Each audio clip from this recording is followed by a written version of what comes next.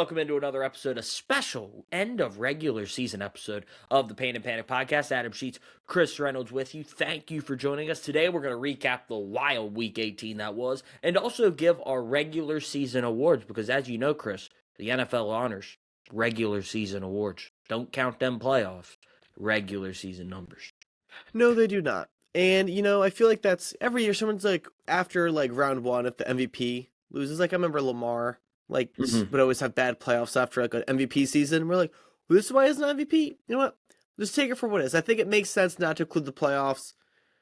And, I'm excited to give the award. I think this year, a lot of surprises. At least in the, we'll save our picks, but they were like, pretty surprised we make the list compared to what we thought in the beginning of the year. Oh, absolutely. And I think the only reason I think it bothers people that they don't include the playoffs sometimes is that they don't announce it until so late. Yeah. Like in basketball, the way it used to be, and they're kind of bringing that back now, is they announce it during the playoffs. So it's like, well, we don't have time to watch a guy make a huge finals run and be like, well, that guy should have won MVP. We can do it after the fact, after it's already given out.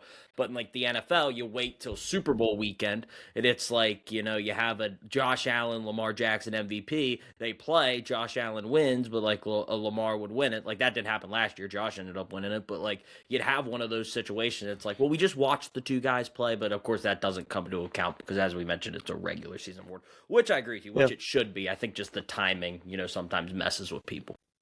Yeah, they would just announce the winner so far after the season that it's like, oh, right, I forgot that player had a great regular season, but he got bounced in round one, and then, by the time they announce it, we're all on Mahomes is the best player again. Yeah, we'll be sitting there, in February when they announce these awards, we're like, oh yeah, Myles Garrett did break the sack record. That did happen. Yeah, I remember when Russell Westbrook won the MVP in basketball, back then, I was it was a random night. And I was just I got an alert on my phone. I was like, oh. And that was when they were starting to try to do the NFL thing where they waited till the end of the year and did a big award show. And it was Russell's a first round exit that year. So they waited all the way through the playoffs, then through the draft. And it's oh yeah, Russell Westbrook averaged a triple. They were still debating Russ versus Harden. It's this has been over that for a while. That was the most invested I've ever been in who's going to win this one. And then the moment we were done with it, I was that season was done. I just forgot because then it was Steph and LeBron 2016 finals. Or no, this was the year after. That was the LeBron Cavs. Yeah.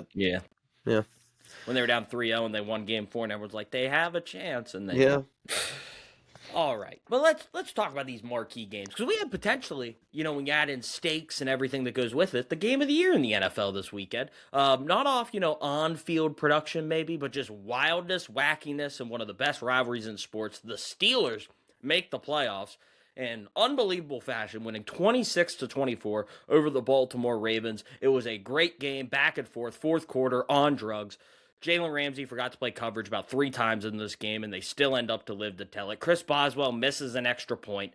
Aaron Rodgers looked great in a must-win game for Pittsburgh. That's why they brought him in to win those games. They're able to do that. And the Steelers moving on to the playoffs to play on Monday night against them Houston Texans. Yeah, I think this is probably the third time this year we've said game of the year. I would say week 1, Ravens-Bills, we said it. We probably said it after Rams-Seahawks. Yes, we did. We didn't say it, but it's up there, that Niners-Bears game from 2 weeks ago. 42, that was my favorite, because I love just offenses going back and forth. That was your favorite? I actually didn't think that'd be your favorite. It was I thought Giants-Cowboys would be higher for you. No, that was different. But there are a few like that. Bears-Packers. That was a great one. Second one especially. But this was probably, given the implications... This was probably the most fun. And it was also too. Almost all the games this week were kind of blah. Didn't have much meaning. Yeah. Saturday, Bucks Panthers did, but then Falcons Saints reversed that anyway, so it didn't matter. Seahawks Niners had meaning, but it was a lackluster game. But anyway. It was a lackluster game. So this was the best game, and it had real meaning. So everyone was watching it Sunday night. The game, the only real one that we knew going into it was winner goes in, loser misses the playoffs is a big deal. So, cool game. Yeah, it was phenomenal. Lamar looked really good. Rodgers looked really good, as we said. So you had 2 great quarterbacks, 2 Hall of Fame quarterbacks going at it, which is obviously great to see. Everyone gets hyped for Ravens Steelers. And then just the way it ends. It just 47-yard field goal in the most unlikely ways possible, and they just shank it, and Yeah. Lamar gets sent home. Well, As of recording, John Harbaugh still has his job. Don't know if he, Hmm. by the time we post well, this and you're listening to this, he might not have a job. Who knows? yeah, you felt like the Ravens were going to win. I think most people wanted the Ravens to win because Lamar and the Ravens we thought of as a real contender. The Steelers we didn't. I still don't know how the Steelers made it to the playoffs this year. I predicted the Ravens and the Bengals to make it from this division. Mm-hmm. Neither one of them did. Instead, it's the stupid Steelers who refuse to die with Mike Tomlin. They just every year they go 500 or slightly better, and they either squeak into the playoffs or just miss it. But then they get bounced around one. I don't personally. I wouldn't find that very fun and rewarding every year, but that's what they do.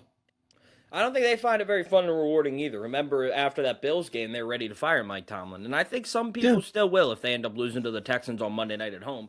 But, with the Texans, that defense is really, really good, but their offense gets sporadic at times, going up to cold weather in Pittsburgh. It's one of those matchups where, you talk yourself into them hanging around, and then, maybe if the Texans' offense just doesn't have it, you have a chance. But the Steelers' defense has not been great either. So it's kind of a what's going to break first type situation. And well, the Steelers don't have a good offense or defense yet. They're in the playoffs and finished above 500. So here we are, Adam. Just like the other 4 seed in the Panthers, you don't really have a good offense or defense, but they find a way to get in. Yeah, just win games. The Panthers though have moments where their offense looks good. The Steelers they can't do any deep shots. They are so slow. Their offense is just ugly, and then they will just get an ugly 18 points or 24 points in the game and win.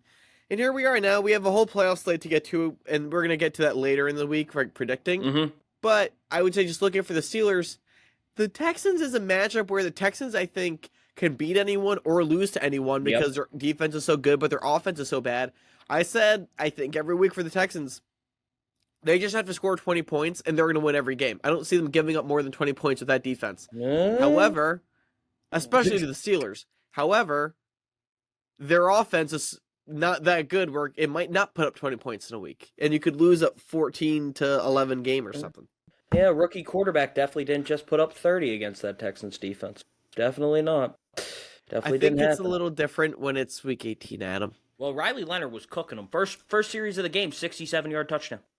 Okay, I mean, I think if the Texans were I don't know. Besides week 18, I don't think the whole team, I don't know. I don't know if they were giving it their all in the week 18 matchup. They were at the beginning, and then they benched everyone at halftime because another team in that division decided to go 31-7. Yeah, that's what I mean. I think there was, in a normal game, their defense is great. When they gave up that 67-yard touchdown, the Jags were down 7-0, so they had a lot to play for at that moment. True. Went downhill quick. But they did get the win that week, 38-30. So against that Colts secondary that I think you and I were about to get a call if they had to play another game to play corner for them. So yeah, but they trade for Sauce Gardner. Gardner kept getting hurt. That whole Colts team. We're gonna get to our picks for each team this year, surprising team, and the Colts were a pick for halfway through the season. Now they're closer to a disappointing team after halfway through. Yeah, lost 7 straight to finish the year. That is not what you want to do. No, ma'am. Yeah, and they'll sit there, and guess what? You don't even have your first round pick. The Jets will be reaping benefits of the 3rd pick or maybe the 2nd pick. I forget where they ended up in that whole weird tiebreaker situation. But the 2nd pick and, also another pick that's going to be a decent pick for them as well. The other kind of marquee game that wasn't really a marquee game but turned into be a crucifixion of a head coach is the Eagles lost to the Commanders 24-17 because Nick Sirianni decided to not play as his guys. This would have only been a serious situation if the Lions beat the Bears. Well, Chris, the Lions beat the Bears. I called it, Adam. I did. I said, yes, you did. The Lions, I said, they just want to be annoying and mess up their division opponent. The difference between their picks isn't going to be enough. So I was I could smell it. The Lions win. And they get the win, and because the Vikings beat the Packers, they still get the last place schedule next year. That was a win-win for Detroit. But the Eagles, who could have been the 2 seed and been playing Green Bay this week, who's banged up, a bunch of injuries on Green Bay's side, they will now play the Niners, who are also banged up in their own right, but an easier matchup. But let's say the Bears win and the Eagles win, they have to go to Chicago, don't get a home game. Could have been the 2 seed, and Seahawks might have to play the Rams. Rams upset them. There's a lot that could have happened there, and now the Eagles could really hurt their seeding, and a lot of people questioning. I don't know if it was Nick Sirianni's decision, if it was Howie Roseman's decision. You never know who's really pulling the strings on those calls, but the Eagles lose and now have what looks like is going to be a tougher path throughout the NFC. Yeah, it was a weird decision.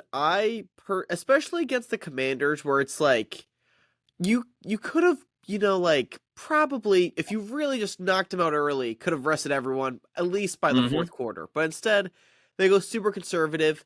And I get it in the sense of you want everyone fresh because they knew they were going to get the 1 seed bye. But they basically got a bye this week. But now we're going to go in and play the Niners, who I think, as of right now, are way better than the Packers with all their injuries. Yes. I would personally rather play the Packers. So that's bad for them. But at least maybe you'd rather play the Niners fully rested than the Packers, with 1 week of rest out of 2. I don't know. And then, like you said, home field advantage is real, especially Philly, where, Adam, maybe they just know the fans are going to boo them if they're bad, and it might be bad for them. So they thought, you know what, we might not even want to be home. Let's just try to get some road games. Yeah, that could be the reason. That could be the reason. I think the big thing though is if they were the 2 seed and they were playing the Packers and they beat the Packers. Let's say the Niners would have beat the Bears and the Rams would have they would have ended up. But the Bears would have beat the Niners and then the Rams, you'd have a situation where you're playing the Bears at home. Now you might play them on the road. The Rams win could make things interesting with how that seeding works out. You might play the Rams earlier than maybe you wanted to. A bunch can go on. But, yeah, it's just a really interesting situation. I did think it was funny that, they all dressed. Did you know, I was watching the game, and they're all dressed. They're not playing. But, almost all of them are in, their uniforms. Okay, cool. Jalen Hurts was all bundled up. I'm that's a lot of things for, a guy who's not playing. And it's oh, he's in full pads. I'm huh? What's the point then? If I was told I'm not playing, I'm not showing up to the stadium. I am at home. To show up to the stadium. Nope. You know what? I'm going to say during warm-ups, all of my starters tweak something. They're going to the training room. They're staying warm. They're watching the game from in there. Now I'm just going to stand on the sideline doing nothing. Yeah. But what they should have done is, you kind of alluded to this, they should have played the first half and then reevaluated themselves at halftime. Yeah. Been all right, let's what the Texans did. They played the first half. They looked, Jags up 31-7. We're not going to win the division. Okay, CJ Stroud, you're out. That's how you do it. They could have played in the first half, looked up, and okay, we're up 20-3 or something. Okay, we're in a good spot. Look overall, the Lions are up 13-0. Well, let's go close this game out, and then we'll be the 2 seed and see what happens. So yeah, but they did not. So poor Nick Sirianni. I don't think it's poor Nick Sirianni. I think that was a stupid move. I also just think if the Eagles win these next 2 games, no one's going to care. If they lose one of these next 2 games, they'll look like an idiot. So we'll see. If they lose let's say they lose to the Niners this week, it'll be a complete disaster. If they end up losing next week to the Bears in Chicago, oh my gosh, I don't even want to see what will happen if that. They already lost to the Bears. I forget if that was in Chicago or Philly. No, it was in Philly on Black Friday. Yeah. Maybe that was the game where the fans were booing, I think. Yeah. Maybe they wanted to go back to Chicago because the double doink happened there. And they're let's recreate that match. Maybe that must be it. Yeah, because, Nick Sirianni and loved burning that Doug Peterson tape from Philly history and been yep, that's what we want right there. All right. Well, those are pretty much the big situations. The Panthers made the playoffs. Congrats to them. Thanks to your Saints keeping the Bucs out of the playoffs by losing. Adam, was I just wrong? I thought they initially said the Saints win. I had no idea. It made no sense to me because I found out when I was watching NFL Network on Sunday morning, I found out that if the Falcons won, it was going to create a 3-way tie at 8-9. Yeah, and the Panthers won the 3-way tie, and then but the straight up tie would have went to the Bucs. That's what it was. So that's why the Falcons winning. But I thought at some point, I remember someone saying that if the Saints won, the Bucs were left out. That's what I thought I heard. And then that was my assumption the whole time. And then at the end, I was like, what? I don't know. But anyways, yeah, no, it's only right the AFC South ends, or the NFC South, rather, ends in a 3-way tie. Fortunately, my Saints were involved. But you know what? I think the Saints were everyone's favorite team from that division by the end of the season. So I'll take it as a moral win. Yeah, Falcons finish off on a good note. Doesn't really hurt them. They were a team that the Rams have their first round pick anyway, so like they weren't losing draft position. Like in the second and third round, I guess maybe they were losing positioning a little bit, but like they weren't killing their draft stock by winning those games. So the Falcons really don't care. The Bucks kind of sitting out, but you put this on yourself, Tampa. Don't blame Yep. anyone else but yourself. You could have won a lot of games you lost. I'm happy they're not in it. I was tired of watching them because, they had a lot of guys I liked, and then by the end of the year, they made the team unfun. So I would have liked to see him in just on the fact that I thought maybe Mike Evans could have deserved a more ceremonious exit if this is potentially his last year in the NFL. Would have liked. I don't think it'll be his last year. I don't think he's gonna end the year like this on an injured I don't season know. like that. That's what they always say, but he's like, man, I got my money. I don't have 1,000 yards this year. What's the point anymore, guys? What's the point? True. So we'll see. All right, well, let's get into our NFL awards, Chris. So we'll do the base awards. We have Rookie of the Year, Offensive and Defensive Coach of the Year, Defensive Player of the Year, Offensive Player of the Year, and MVP, of course. But we also added Surprise Team and Disappointing Team as well. So, Chris, what order do you want to go in? I'll let you pick how we do this. So Let's go in the order that you sent it to me. So Surprise Team first. Yes. At first, my surprise team was a negative. Then I realized you had disappointing team on there. I was like, oh, you meant surprise in a good way. Yeah. Yeah. So this is tough because I feel like in terms of surprises, if I look back at the beginning of the year, like at first I thought the Texans, and I think in the beginning of the year I predicted them to win that division. Yeah, you did. So it's not even a surprise, but the way I felt about them week 8 was terrible. So by like week They surprised 18, you because they started 0-3 and we're like, this team sucks. yeah, so there were teams like that I was like, from midway through, whatever. But from the beginning of the year, I think what surprised me the most was the Patriots. I would have them as the biggest overachievers, not because the team was good, but because they won the division. They kind of earned this award from me. Just because they had a better record than the Bills. That was surprising. And I assumed I like Drake May, and I thought, all right, I could see the Patriots being a frisky wildcard team. I did not expect them to only finish the year with 3 losses. That's incredible. Second-year quarterback Drake May might win MVP. That was a huge surprise. I thought it was going to be good. I did not realize he would be this good. I thought Rabel would be great. I kind of figured he would this impact, but considering the team isn't even that loaded, I'm surprised they finished as good as they did. And they played as good as they did, and honestly, that they finished above Buffalo. They finally dethroned the Bills in that division. Yeah, I think that's a good pick. Only thing that held me back from picking them, they got 1 win against a team with a winning record. Congratulations, boys. That is fair. Part of me does think, looking back, like, oh, they did have a bad schedule. The easiest schedule in the NFL. Yeah, so we knew that going into the year. Like, we talked about that as a positive for them that they could potentially, like, we talked about it as a frisky playoff team, not to win the division, but we talked about that schedule really potentially helping them because they had the last place schedule in the AFC East. Yeah. So, yeah, but they ended up 1-2 against teams with a winning record, 2-2 against playoff teams because they beat the Panthers. You know what's weird? Week 1 they lost to the Raiders, and it kind of was like, did. all right, maybe they're not ready yet. And the Raiders were in a vet group with Geno Smith and Pete Carroll, so we thought they'd come in kind of prepared. Boy, was that a misleading week 1. Yeah, it was. And they also had that game they lost to the Steelers, and they turned the ball over 5 times. Yeah, another one. And then they almost lost to the Dolphins, and then. But I do think just playing wise, they look good. Also, sorry for all the tissues. We're sick, Adam. We were in the city. It's that time of year, man. It's that type of year. We're in the city, New Year's Eve. A lot of people. Who knows? Could have been like sleeping like 6 hours a day. Could have just been the fact that it's freezing out, walking around all day, and then you wake up one day and you're like, my throat is on fire and my nose keeps dripping. So we're a little nasally today, if you could hear it in the voice. Yeah, I feel you. All right, to my surprise team, I kind of went back and forth. I could have picked the Jacksonville Jaguars easily, right? I thought you were going to. But no, because they're not a surprise to me. I knew their greatness the entire time. So they didn't surprise me at all. Love them, boys. Shout out Duval. But anyway, I'm going to roll with the Chicago Bears.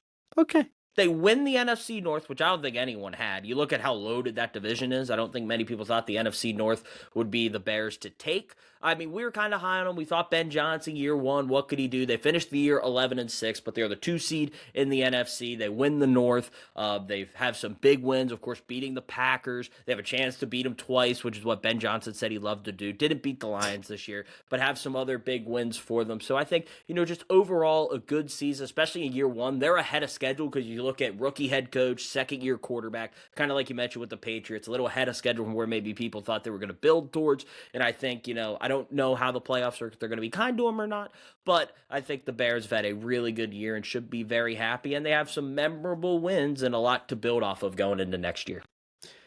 Yeah, I need to revisit, our preseason predictions. Initially, I had the Bears making the playoffs, yes, and I thought they were going to be good. I believed in the Ben Johnson, Caleb stuff. And then once the Packers got Micah, I forget what I did. I think I bumped them out. I think I had the Lions as the one in that division. I was wrong, obviously. I moved the Packers over the Bears. Turns out I was right. The only 2 teams would make it. I did not see the Lions getting out and the Bears going in. Yeah. I did not see them being the one team in this division. I will say, if the Packers probably had a fully healthy year, there's, real way they could have won the division. But you know what? That's not how that works. They got injured. Micah got hurt. And the Bears had injuries. They had games where they played without any linebackers. Their Steelers game, they lost. They beat the Steelers. They had no linebackers in that game. True, but when they played head-to-head, they had no Micah, no Jordan Love. So I think that was a big loss for the Packers. But point is, the Bears played really well. I thought they were going to be good. I got scared when the Packers got better, but you know what's funny too? The Lions did beat the Bears head-to-head twice, yet the Bears made it over them. Kind of funny when we think about it, because Ben Johnson left, Lions fell apart. You want to hear something? But the Lions did go down offensively. Yeah, the Bears went 2-4 in their division. Who are those 2 wins against? One against the Packers, one against the Vikings. So they lost one to the Vikings, and which they should was have lost both those games. Like they were down with less than 30 seconds left to the Vikings. They needed the miracle comeback against the Packers. Now you could say the first Viking game could have went their way. That was when JJ had the big fourth quarter. But they could have easily went 0-6 in the division and still potentially won the division, which is the crazy part. Well, I think the craziest part about the Bears is they started the year with a terrible start, and people are arguing that Caleb isn't ready, that he's terrible, that the old coaches from last year were saying that he was the problem, not the coaches, that Caleb doesn't want to work, and that he's a whatever. They're saying he's talented, but the work ethic, blah, blah, blah. They were saying how bad Caleb is. And it looked like it was this terrible Chicago disaster. Fast forward end of the year. Oh, well, Caleb's great. So here we are, and the Bears win that division. I think it's a good pick. Because I almost picked them to win that division, or to, make the playoffs, I wasn't that surprised compared to the Patriots, who I thought could make a wild card team, but they also won their division. They're both very similar levels. Yeah, yep. This second-year quarterbacks, first-year head coaches, they're kind of in that same boat. All right, now we go from the positive to the negative, Chris. This is more fun. I have to take the obvious choice. Aww. I have to take the Chiefs. Aww. I think many people thought, some regression from last year in terms of they won all these close games. We thought the team wasn't actually that good. Then they make the Super Bowl and they get destroyed. And Mahomes looked great. But Rasheed Rice was start of the year suspended. Worthy did not do much. Kelsey had one of his worst seasons, probably his worst season ever, but still not terrible. But the defense wasn't the same where it used to carry the team. Andy Reid, Adam, I know we've argued about this. I don't think Andy Reid is anymore this top leading coach and, this offensive guru that's ahead of everyone. I think he's just a good veteran coach, but not I think there's just these young coaches that are just very creative offensively. I don't think Andy Reid's doing that much anymore in terms of that aspect. We could argue about that, but the team went down. And once Mahomes got hurt, it went from wow, the Chiefs missed the playoffs to wow, the Chiefs are just dead in the water right now. Yeah, well, that's fair. Boring pick, but that's fair. I could give you a more elaborate one, but you give me your pick. My pick's, this one's personal. Okay. You picked one of my Super Bowl teams in the Kansas City Chiefs. Yeah. Well, how about the other one? The Tampa Bay Buccaneers. These guys are freaking ridiculous. They started the year 5-1. 5-1. They were cooking. We had Baker as the MVP. Dude was on fire. And in that freaking game against the Niners where he looked great, it was the beginning of the end. It's just they completely fell apart. They finished the year 8-9. They missed the playoffs. They were injured the entire year, so I guess you could throw that to like their receivers were never fully there till the end of the season. They always had something going on. Baker got hurt throughout the year, and then he played through it. And as we all know from his time in Cleveland, Baker playing through an injury is not a good quarterback. No. He's a really good quarterback when he's completely healthy and everything's going right, but when he has to play through an injury, things do not go well. So really, really frustrating. They lost games that make no sense. The Falcons game on Thursday night, I mean, I thought they outplayed the Panthers the first time they played, and they lost that game. They lost to the Saints. They lost to Quinn Ewers and the Dolphins. Poor the Bucs. Yeah, but they were extremely disappointing for a guy who thought they had the chance to go to the Super Bowl just because of how easy the NFC South was, and it was as advertised, and they still couldn't find a way to do it. I think that's fair. They were my second choice because, especially given the fact that the Chiefs lost, but they also would have had to be in the Chargers and the Broncos of the division. Like, it was a tough division. The Bucs got to play the Saints and the Falcons and the Panthers, and they still lost that division. Yeah. That's terrible. I would say for me, if I had to get more creative, Adam, my other pick was the Ravens. Not terribly crazy, but the Ravens lost both games to the Steelers. That's just an insult. That's disgusting, especially when you lose to the Steelers Week 18 to miss the playoffs on last second field goal. Digs the knife in, twists it, and it's just all pain. It's all pain over there. Shout out Sketchmore, our friend, Ravens fan. Yeah. And, Lamar got hurt, came back, didn't look right. And now there's real Lamar questions. That is, I think, a bigger deal than the Chiefs. Because at least the Chiefs know, listen, we've had this long-term success. Mahomes is still our future and our present. Everything else, we're going to try to retool around him. The Ravens are like, oh no, like, what do we do? Who's going to be our coach? Is it going to stay Harbaugh? Is Lamar the problem? Is he on the decline, or was this just a one-off bad year? He's an athletic running quarterback who didn't run that much this year and keeps getting hurt. And also, he's had more colds and flus than any other quarterback in league history. True. So, there's always been problems with the Ravens, but the fact that they missed the playoffs completely, and if they made it, it would have been a year where the AFC's so wide open and so frustrating if you're Lamar or, if Josh doesn't win this year, you're like, all right, Mahomes isn't in and you can't even capitalize. Burrow isn't there. Like, the top quarterbacks didn't even make it this year. So yeah. And imagine, your team, in a wide open AFC, you got to play the one team with experience. Frickin' Jags get a horrible draw. Even though the Bills haven't been that good this year, like the Jags have been better than them, but they get the one team who knows how to handle the playoffs, which is going to be something to watch. Going to make me shake my head. So I think the Ravens. I'm lucky for you guys, Adam. Honestly, not that the Bills are like the juggernaut they used to be, but they are still Josh Allen. There's not going to be jitters. There's not going to be jitters. Like, they're going to go in confident. With Bo, you don't know. With Drake May, you don't know. Like with, Justin Herbert hasn't won a playoff game yet. Like the Texans offense has a lot of questions. Like there's so many teams have a bunch of questions. Pittsburgh, of course, is Pittsburgh, and the Jags are like, yep, bring on Buffalo. And the leading rusher in the NFL and James Cook. So might as well and see what happens. But should be a great game, but it's just, I would have loved someone else. All right, now we'll go to Rookie of the Year, Chris. We'll start with your side of the ball. You're a big offense guy.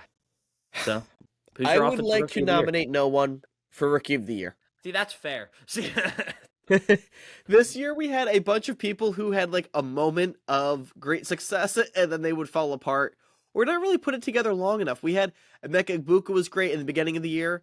We had Tyler Warren great in the beginning of the year. They both kind of fell apart. Colston Loveland was a non-factor for half the season, then kind of came along at the end. Ted McMillan was kind of up and down the whole year.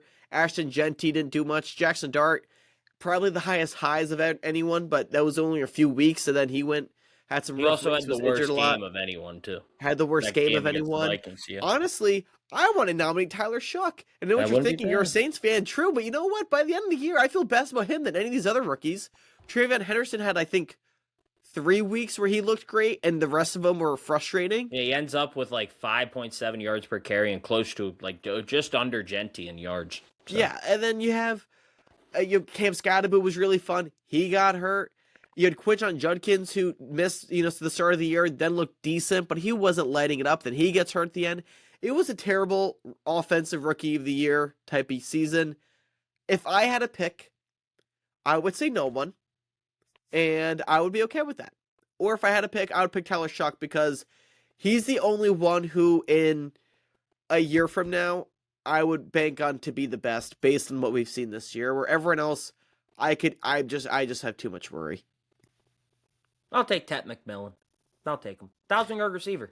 That's so you got. He's a 1,000-yard receiver with Bryce Young at quarterback. He unlocked Bryce Young a little bit. He's a true number one receiver, and he makes the Panthers offense look fun. Remember what the Panthers offense was last year? Now they have they sometimes have flashes, and he's a big reason why. So in a class that's very, very weak and someone has to win it, I'd love to give it to Tyler Shuck, but they're probably not going to give it to a quarterback who only started 5 games. So true, Adam. But you know what? The other thing about Tyler Shuck is, how was Spencer Rattler ever starting for the Saints? Because he was so much worse. You like Spencer Rattler, yeah, because I love the season. Spencer Rattler's the perfect quarterback because he can help you lose, but he kept the games close enough. But then after a while, he was just terrible. I wanted the Saints to lose. Shuck was winning me games. It was harmful to the team's season. Yeah. But he looked so much better than Rattler. I'm like, when was Rattler better than him? Yeah. I mean, Tyler Shuck apparently was horrible in camp. So maybe he's just a gamer. Maybe. I just really don't understand. And now Tyler Shuck played so well that the Saints, who spent a second round pick on him, they're not even going to take a quarterback anymore in the first round this year. Yeah, which could be interesting. Could be a blast. Could be really good. Tyler Shuck turned out to be really good. The best quarterback in franchise history was a second-round quarterback. He wasn't drafted by them, but he was a second-round quarterback. But ooh, are we saying Jameis Winston or Drew Brees? But good try. Debatable. I know he's not that good. I'd take Archie over Listen, him too. The Drew Brees hype videos of we need a quarterback videos were really starting to find me on TikTok of just prime Drew Brees highlights. Yeah. Every pass was just literally right to someone's hands perfectly. Anyways, we could go on, but terrible rookie of the year. Yeah. In a year where I actually liked a lot of the rookies, they really let me down. RJ Harvey, I thought actually too, by the end of the year was playing flashes. very good, but he was Amari the back Hampton most of the year. had flashes too, but he missed a lot of time. Hampton, I loved him when he was playing. Just he got hurt for most of the year. Yeah. Rough. Yeah, there was the rookie, I forget his name, from Detroit who had the crazy catches to start the year. Tesla? Yeah. He always had just a crazy catch a game. He was due for a highlight. Yeah, he'd have one catch a game that was the craziest catch each week. Also, shout out Harold Fannin Jr. Yeah, honestly, Harold Fannin Jr. I think was the rookie that I just randomly popped up the most each week. Ted McMillan, I feel like had weeks where I didn't hear from him. Yeah, you got to think, Tyler Warren just couldn't find the end zone, but Harold Fannin Jr. with a bunch of different quarterbacks in Cleveland had been able to put out a pretty good year. So, shout out Harold Fannin Jr. All right, Chris, defensive rookie of the year. Go deep into your bag for this one. Whoa, this was not on the list of things. Yeah, it was. Didn't I send it to you? No. Oh, well, there's defensive rookie of the year. You want me to just give you mine? Yeah, I'll just agree with you. All right, Carson Schlesinger, the linebacker for the Browns. He was a second-round pick, had about 156 tackles, I believe. I think a couple interceptions, which is really good. Again, defense rookie of the year was kind of tough. A lot of guys didn't pan out. Abdul Carter didn't have the best rookie year. He was a loaded pass rush room, so there wasn't a lot of room for him to really stand out. Travis Hunter got hurt, as the corner for the Jags. So there wasn't a lot of guys who stood out. But Carson Schlesinger, who had a bunch of great tackles. I think, he's the guy who's probably going to end up with Defensive Rookie of the Year. And he's the betting favorite, which is always a good sign. Yep, I'll agree. Yeah, there was not many guys to choose from in this class. So now we move on to Coach of the Year, Chris, which I believe you do have one for this one. I believe I did tell you there was a Coach of the Year. This was the best coaching carousel that we have seen this offseason, where we have a plethora of amazing Coach of the Year candidates. You can go with Vrabel, you can go with Liam Cohen, you can go with Ben Johnson. I honestly think Kellen Moore and the Saints, he's not going to win it, but I thought he looked really good in his first year. The Seahawks, another great one. I don't know who's the right pick for Coach of the Year this year, but there were just so many. And it doesn't have to be a new coach, but it usually is, because you could easily just see the change from one to the other. Pete Carroll is probably the bad one. Aaron Glenn. Aaron Glenn, another bad one. But I think for him it was a lot of just the team was just bad. Well, that didn't help. That did I don't not think help. I don't know if he wanted Justin Fields as the quarterback. I would rank them as Mike Vrabel, Ben Johnson, Liam Cohen. That would be my top 3. Wow. All 3 of them won their division. And they all, drastically improved from the year before. Vrabel, I think, had, probably the least talent on the roster to work with, but also the easiest schedule. I would say Ben Johnson probably was the greatest improvement offensively, just the way he unlocked Caleb and really just showed this talented guy a way better offense was fun to watch. I think he was the most fun coaching change stayed in the division. And Liam Cohen, I think, by the end of the year, Liam Cohen, I think, really unlocked the Jags and made them into a juggernaut. Yeah, they went 13-4. That's the right answer, by the way. Most wins by a rookie head coach. I think tied for the most wins by a rookie head coach in a first-time job in NFL history. I mean, if you lower the bar for him, sure, Adam, that's great. I mean, Mike Vrabel wasn't a first-time head coach, but it was his first year with the Pats. He inherited a team who went 4-13, and they went 13-4. How good were the Patriots last year? They were right around the same record as the Jags. Yeah, and they finished the game better. Yeah, they beat one team that's going to the playoffs. The Jags beat 5. That's great, Adam. Resumes matter. We talk about Coach of the Year. It's not college, okay? It's not the Patriots' fault that they had an easy schedule. And after week 3, they lost one time. It was to Buffalo. Yeah, and the Jags have won 9 straight. That's great too. I would be fine with any of them winning. I think Ben Johnson, you could see offensively how much better they were because they were so bad last year, coach-wise. And I think Vrabel really just put in a culture where this team just really found an identity this year. And the Jags, I think Cohen kind of did both. A little bit of both. He did do a little bit of both. That's what makes him the best of both worlds. What are we talking about here? Plus, here's the ticker. We talk about how good Baker was last year. What'd the Bucs do this year? What'd they lose? There was one common denominator there. What were the Jags last year? What were they this year? There was a common denominator in both. Trevor Lawrence is a top 5 MVP candidate. I mean, Drake May is a top 2 MVP candidate. And also look at the Titans after they lost Vrabel. They end up with the number 1 pick, and then this year they still stink.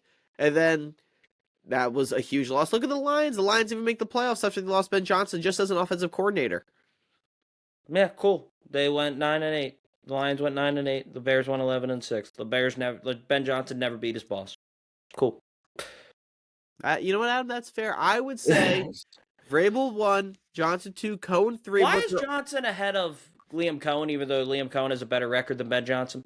Because the Bears were, by the end of the year, their offense was actually fun to watch, whereas last year it was disgusting and the team was so frustrating. The Jags offense wasn't fun to watch at the end of the year? I would rather have watched the Bears, and that's unfair to the Jags. I think Caleb is just very fun to watch when he's playing great. And I think at the end of the year... When was he playing great? Caleb? The Niners game? The one game he played great? The offense scored 16 points against the Lions. Against the Packers, Caleb... He scored 22 points. Yes, I thought that was fun to watch. I think that offensively, the Bears were able to actually block and have a run game, which they were not able to have before. So, we're talking about Mike Vrabel, who's the 2 seed. And then we're talking about Ben Johnson and making Caleb look great. Who's the 1 seed in the AFC? Question for you. Broncos. They lost 1 game at home. Who beat them? Believe that'd be the Jags, Adam. How many points did they score in that game? Do not 34. Remember. Trevor Lawrence had 4 touchdowns. That offense looked great. A lot of fun to watch. They were hanging points on everybody. Hung 36 on Indy, hung 48 on the Jets, hung 41 on the Titans. They're just hanging points on everybody. I think the Jaguars are peaking at the best time, going into the playoffs, the end of the regular season. Yeah, that's why he's the coach of the year. Dang right. I don't have a problem with Liam Cohen wins. It's all S tier. You ranked him behind Ben Johnson, which is just They're all S tier. I think they could all win, and I could easily see the point for any of them. You ranked him against a coach who's lost his last 2 games. I just think I like the Patriots and the Bears more than the Jags. For the playoffs? You think The the Bears? Patriots more than the Jags. I would like the Jags more than the Bears for the playoffs, but I like watching the Bears more. I just don't get it. You said you hated the Bears-Packers game until the last 5 minutes. The game was not that interesting, I will admit, but you the know Bears what? had 0 points going to the fourth quarter against But then the next Lions. week, that Niners game, it's really, I think it's partially unfair. It's Trevor Lawrence, who just bothers me. What's your problem with Trevor Lawrence? He's just kind of annoying. What we about had these high hopes of him being Peyton Manning and John Elway. Now he's out there looking like a horse each week, and it's just like, I'm tired of believing in it after a while. And then he finally is good. He's going to have two top 10 MVP finishes in his first 5 years in the NFL? I think you're lying to yourself if you genuinely believe Trevor Lawrence has lived up to expectation from the beginning. He's the best quarterback in Jags history. Well, the expectations were through the roof, but so were Caleb's. And Caleb, I wouldn't say, has lived up to those expectations. Bears still have yet to have a 4,000 yard pass. I think Caleb now is on track, kind of like Trevor was the year they beat the Chargers. Yeah. Then Trevor had a terrible year after that. No, he didn't. He was great till he got hurt, and they were 8-3, and then he got hurt, and they missed the playoffs, and then the next year he got hurt, and now he's back to a full healthy season, and he's throwing Getting for 4,000. hurt twice does kind of, I count that as a negative. He's thrown for 4,000 yards in every year except last year and his rookie year, when he missed half the year last year. And the rookie year was with Urban Meyer. We'll have some chats and see if other people think Trevor Lawrence has lived up to the hype. Well, he hasn't lived up to the hype because the hype was unrealistic. That's not his fault. Tell that to LeBron. Tell that to LeBron a lot. Ask Skip Bayless if LeBron lived up to the hype through the first 5 years of his career. That might be the one guy who just unrelenting. Yeah. No, Trevor's been great this year. I'm just not a Trevor fan. He annoys me. I'm sorry. It's a personal thing. What annoys you about him? That just doesn't make any sense. He's just annoying. Caleb isn't annoying? I think Caleb, honestly, people want to hate Caleb for being different, and then I actually kind of find him, fun to watch. Okay. I guess annoying is whatever Trevor Lawrence is, but painting your nails. Don't like his vibe. Yeah. He can paint his nails, that's fine. I know he can, but how's that not annoying? How's that? Doesn't bother me the same as in college. It's all that stuff. Yeah. Not a Trevor fan. Yeah. Caleb won a Heisman, so he actually should have been more hyped than Trevor Lawrence coming out of college. So, and that doesn't mean the whole thing. There were people that said Caleb was the next Mahomes. That was true. Generational. Well, I think Caleb, after 2 years now, looks like he's on the right path. I think he is on the right path. I think he's on the right path to actually being a really good quarterback. Trevor Lawrence through 5 years is on the path to be a good quarterback. Good. I wanted one of the best. Well, that not everyone ends up being one of the best. That's what we were expecting, Anna. We can move on. Move on. All right. Well, this one's I was taking time because this one's gonna be quick. Defensive Player of the Year, Myles Garrett. We can move on. Yeah, that's a good point. Yeah. That's a good. I figured do you believe the sack record counts with 17 games? There's an asterisk next to it, like a lot of people do with every record. Yeah, I think you kind of need the asterisk because in football, each week, statistically, so much can change. Yeah. So, I think there has to be an asterisk. It doesn't mean the same to me at all. No, yeah, there's definitely an asterisk. I don't know how it works, but I think if you do it within the 16 weeks, no asterisk. Well, yeah, like Saquon did 17 weeks. Sorry, like Saquon did last year. He had 2,000 yards in 16 games, and he didn't play in the last game. If you had broke the record, you put an asterisk next to it, but he still had 2,000 yards, so that counts. Yeah, I really wanted him to get it, but then he just kind of hit a wall at some point, and he should have shattered it. Yeah, he should have. We were saying weeks ago that he's going to destroy the record, and then he beats it by half a sack. I don't think Burrow fell down, by the way. Oh, he took a dive. He just went straight down. Okay, but I don't think Burrow did that because of the sack record. I think Burrow... he did it because that's what quarterbacks do. That's what Brett Favre did against Strahan. He went down because that's what quarterbacks Favre, I think, wanted to give Strahan the sack record. Right, well, we got to watch here because Myles Garrett and Joe Burrow are really close friends. Sure, but I do think on that play, Myles Garrett immediately got to Joe Burrow, and Burrow was like, should I take this hit or just take the sack but not get drilled by Myles Garrett? So if I saw that in week 8, I would have blinked twice thinking he gave him a sack. Whereas Brett Favre, I think, gave that sack to Strahan. I think there's a clear difference. He still could have tried to make a play out of it. He just went down. If he tried to make a play out of it, it would have been him trying to prevent Garrett from getting the sack record. Which isn't doesn't quarterbacks want to prevent players from sacking them? Like, I isn't that think the a goal? quarterback would rather go down in that situation than get drilled in a meaningless game. Yeah, maybe. To me, it didn't look like Strahan. I saw By the people go, way, I know they stopped it. It should have been a 15-yard penalty. Jamar Chase is absolutely right. The whole yeah, team running on the field to celebrate. I don't blame yeah, them for it, but it still should have been a penalty, or they should have negotiated it ahead of time that this was yeah. going to happen. I think you shouldn't even be celebrating when it's like TJ Watt had it in 15 games. Yeah. And Strahan had it in 16, the normal. So Gary doing it in 17 games, less impressive. Yeah. So do you want to retroactively take them off our all-decade team, or?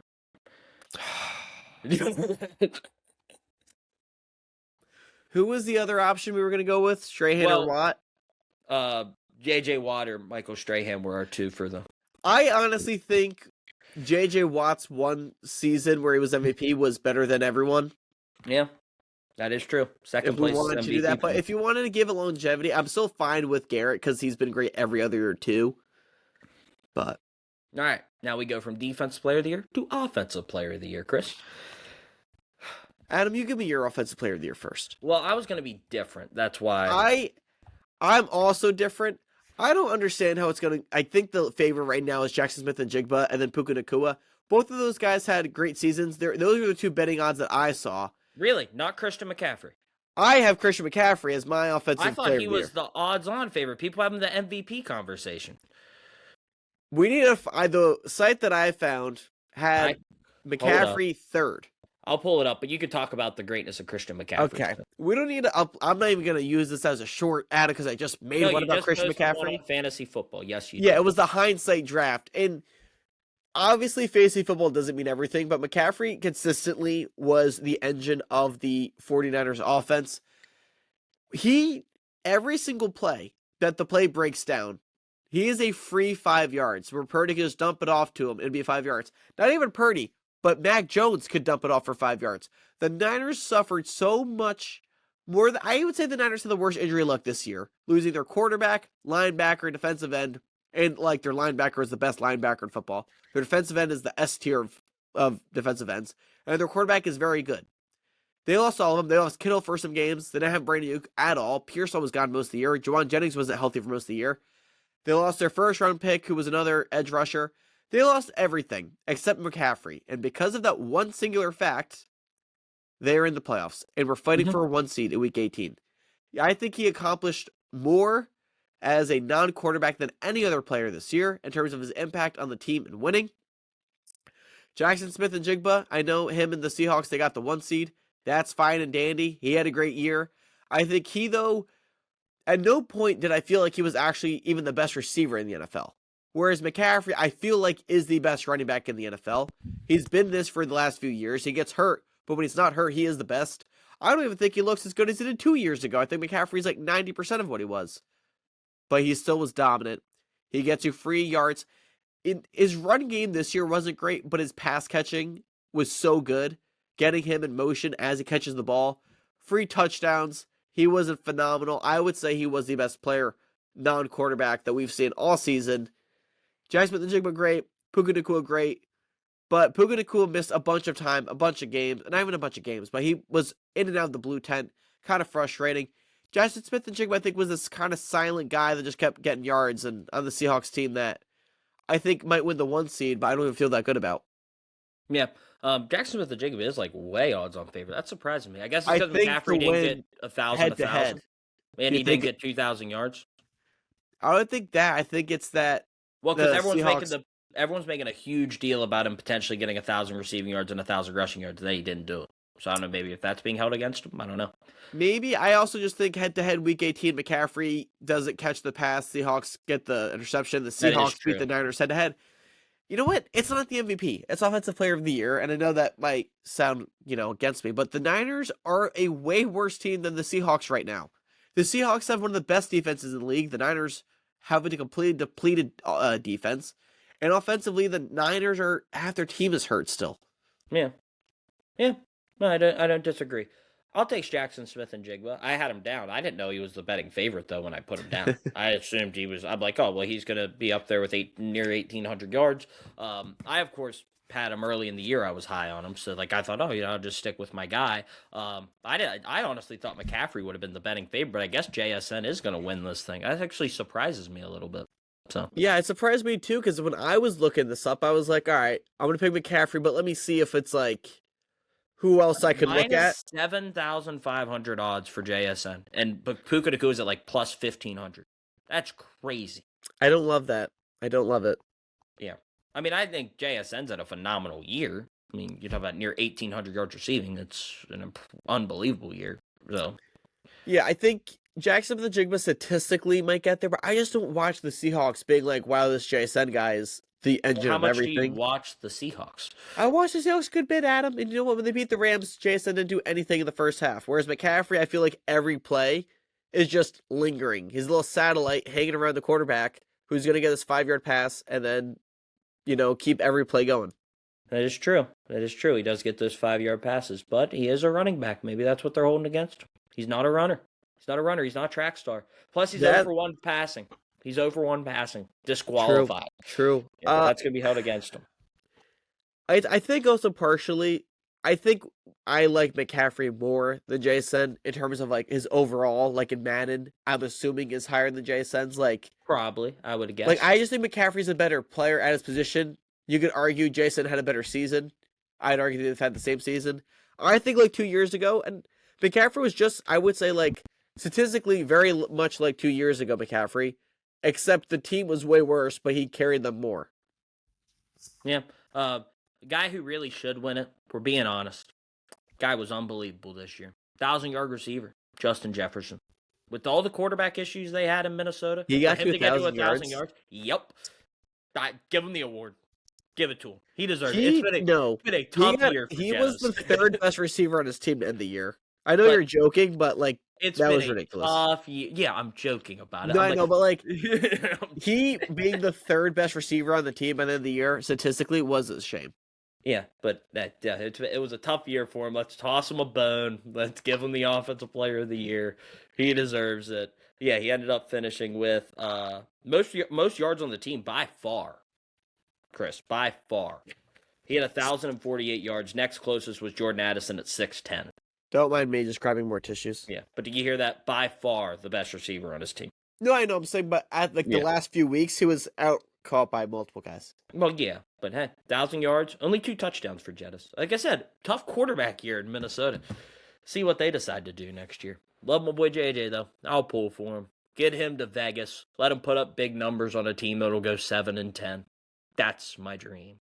All right. Not that people care that much about where we were right and where we were wrong, but I was very much right on anti-JJ McCarthy, but I also loved Kevin O'Connell, so it was a tough one. He finished the year well, though. They went 9-8. Not a complete disappointment.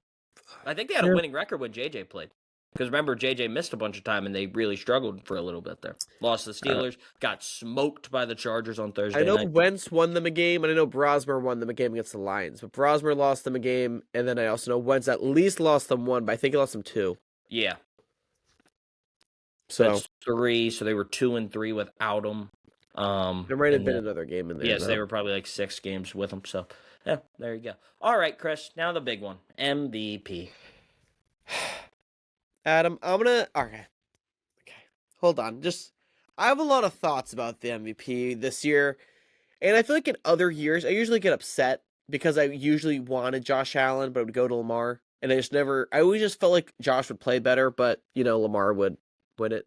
Then last year, Josh finally won, and I was happy, and every year, we'd say, well, like the NBA, it's going to be Jokic, Embiid, and Giannis, and SGA, or whatever, going to be like the same guys. This year, we got 2 new candidates. Yep. Both candidates for MVP, I think, are deserving. But Drake May should ultimately win the award, not Matthew Stafford. I think, statistically, they're going to look very similar. The one way that Stafford stands out is the passing touchdowns. Now, thanks to my friend Joe Tuman, Matthew Stafford had 8 one-yard touchdowns this year. 13 touchdowns of, with 3 yards or shorter. What does this mean, Adam? 13 of his touchdowns just right at the goal line, just to get him the little stat, a little fade to Devontae Adams. That's great, but that's why his stats are going to look a lot better. But Drake May's out here throwing deeper passes. Drake May had a higher completion percentage, higher quarterback rating, higher just rating. And then if you look at Matthew Stafford, once again, very deserving, but I would pick Drake May. And the main argument's passing touchdowns. Beat him by 300 passing yards, that's very similar. I also think Drake May could have just stat padded against the Jets, but you know what he did? They took him out. Whereas Stafford against the Cardinals. Wait, what? Drake he did May stat pad against. He had he threw for 5 touchdowns. He was against out the in the Jets. third quarter. They took him out. He was winning by too much. Well, yeah, Stafford would come out of games if they were up by that much. They weren't. No, but like week 18 against the Cardinals, Stafford get one more touchdown. He needed to play. They were losing.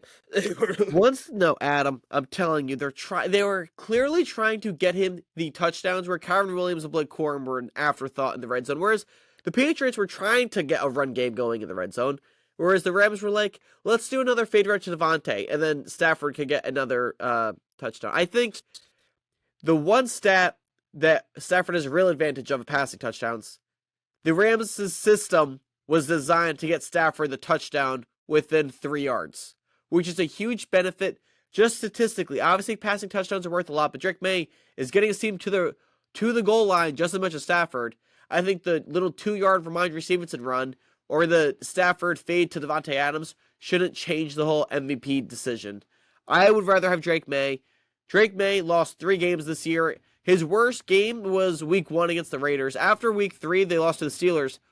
Okay, a slightly rough start to the season for Drake May. Then he ends up having an incredible season. So here were Drake May's 3 losses. Week 1 to the Raiders. It's week 1. I'm not going to really hold that against you. I'm sorry. I just don't hold a lot of weight in week 1 games. Week 3 to the Steelers. Not great. Steelers, though, a weird team. And then week 15 against the Bills in a very close game. Very close game. What was the score of that game? It was close for most of the game. No, it wasn't. What was the score of that game? The Patriots were leading for most of that game. They were up 21-0. They did. They were.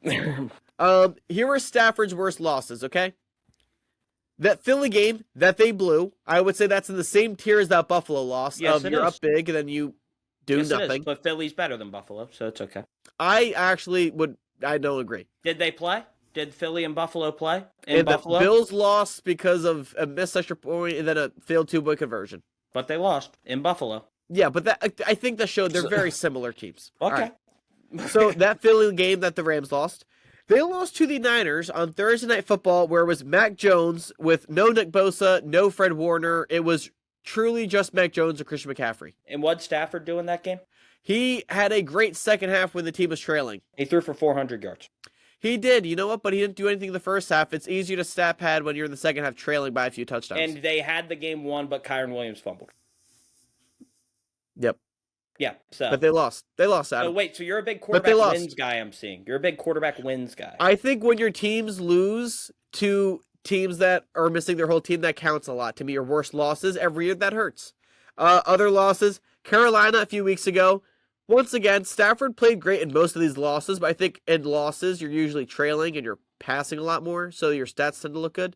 But Carolina a few weeks ago, the Seahawks game, they just couldn't put them away. They had multiple chances. They let the Seahawks back in the game, and then they won. And then the Falcons, week 17. All those games, actually the Falcons game, they were winning, and then they choked it away. Actually, no, that was the Bucs game. I forget the Falcons game. The Falcons game, they were down 24-3 and came back and lost. Yeah. So, when you trail by like 3 touchdowns, sure, you could light it up and get some stats back in there, but I'd rather just have my quarterback put the team away and get, 2 touchdowns or 1 touchdown instead of trailing by 21 points and then getting 3 passing touchdowns because you're always throwing the ball. Couldn't agree more. Quarterbacks, manage the game, just do your job, and then just win the game at the end. When Jalen Hurts did this, it was a complaint. When Drake May, okay. Jalen Hurts' issue was Jalen Hurts was one of the worst players on his team on offense. Don't look at this year. I'm not talking Jalen Hurts that year where he's been great and hasn't won MVP. Jalen Hurts had that one first year, but it was up against Mahomes, like peak Mahomes years. Yeah. That's a little different to me, and I think Jalen Hurts was a good candidate, but I thought Mahomes deserved it.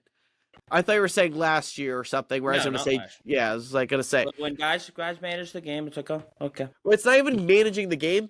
May's clearly playing great, and his team isn't that good. To counteract, though, they had an easy schedule, I'll give you that. But Yeah, Drake May is would be clearly the one. carrying that offense compared to like other game managers like Hurts early on, who was like handing the ball off. I believe Drake May had 2 or 3 touchdowns in games against playoff teams. He can't control his schedule. Stafford had 20. Stafford played a lot more against playoff teams. He has 2 in his division. Yeah, well, Drake May could have done something, in the games they played against Buffalo. He didn't do Drake much. May, the first game they played against the Bills was one of Drake May's best games. Yeah, he didn't end up with a passing touchdown, but he still played better than any other quarterback. He was just not the one getting the credit for the touchdown. Cool. The answer's Matthew Stafford. Once again, Stafford's not a bad candidate. I would be fine if Stafford wins. There's only been one quarterback ever that's thrown for 45 touchdowns and didn't win MVP. Adam, I don't care about passing touchdowns when it's the equivalent of a tush push for the Rams. When Brady did it, did you complain about it? Because Brady made a living off throwing 1-yard touchdowns. Most 1-yard touchdowns in NFL history. But then I'm not going to go up to someone and then base my argument on passing touchdowns. But also yards. He has more yards.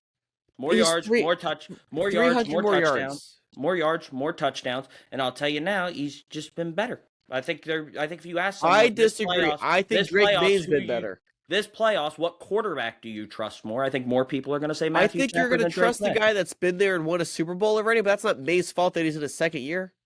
I think Stafford's better. Just straight up. I think Stafford's better. That's fine. I disagree. I think that May's better. I think May, though, half these games are running because they're ahead by 2 touchdowns and they're just handing the ball off. Yeah, that's systematic. That's what happens. But there's been, you know who gets rewarded for being a pass-heavy offense? Quarterbacks who've won MVP in the past. Why'd we change the rules now? We're not changing the rules when I just think May's playing better. Honestly, the stats are almost the same, except touchdowns, where... 300 yards is a historic game for Drake May. He's never thrown for 300 yards. You know that? Yes, he has. What, once in his career? Well, you just said he has never. Okay, so he has one. Wrong. Tyler Shuck has more 300-yard games than Drake May in his career. I just think when you play a great game, and maybe you don't need to throw for 400 yards because your team is winning. Sounds like if they had another quarterback, they might be able to win without him. A few weeks ago against Baltimore. Okay, sounds like if they needed, another quarterback to step in and play, and they would just need him to manage the game, he could do that. I honestly highly disagree. I don't think any other quarterback besides, I think there's a few, but I'm saying I don't think May is just replaceable by any backup guy. I think it is clearly Drake May this season. Besides Josh Allen, I think you could argue Stafford could come in and do almost the same thing. I would rather have May, especially when his team is worse than Stafford's team. That is true. But best quarterbacks on best teams have won it in the past. Better teams. It hasn't been all he's carrying the team on his back. That hasn't been used. I like to pick someone that is won their division. That's good to have. He statistically is slightly behind in passing yards and passing touchdowns.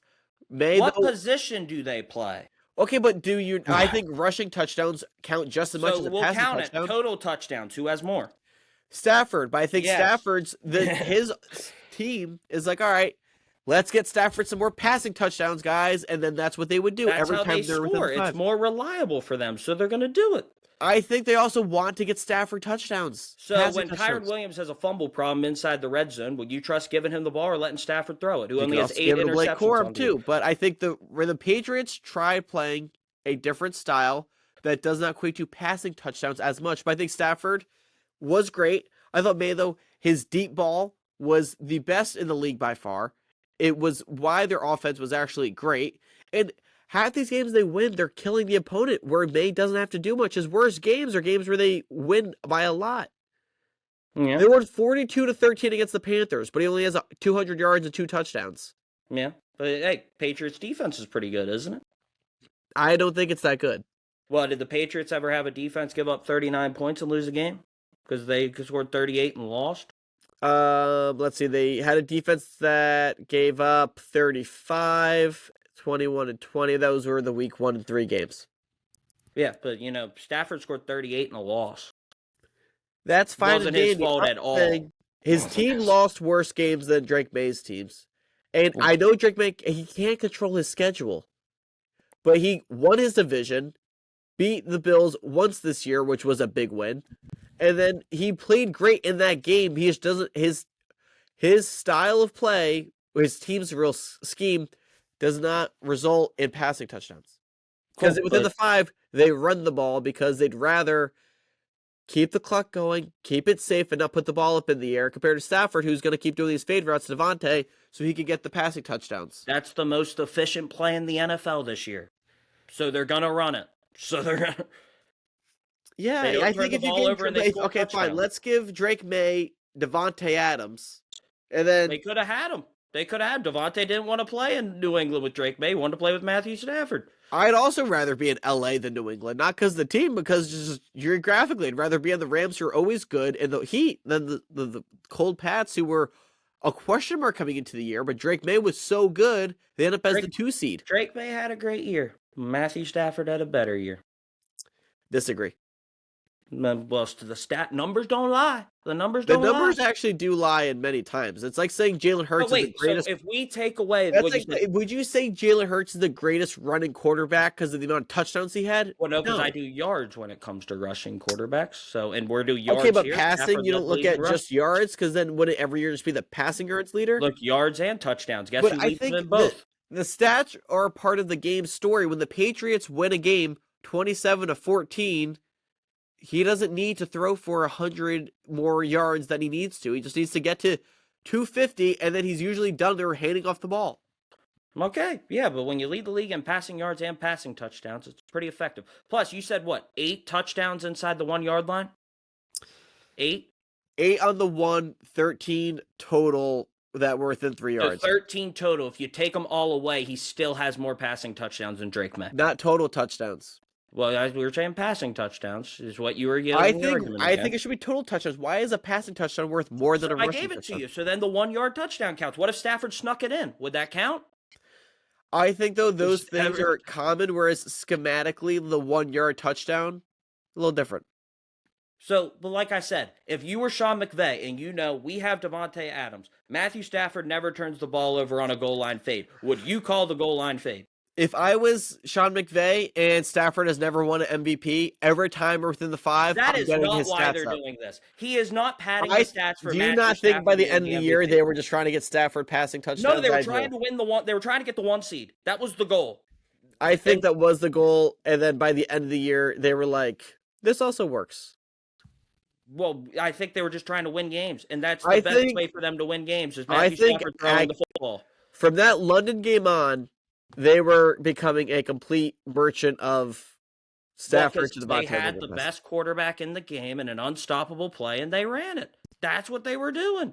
They said they can't stop it. We're going to do it. If you could throw the ball and it's going to work, they're going to throw the ball.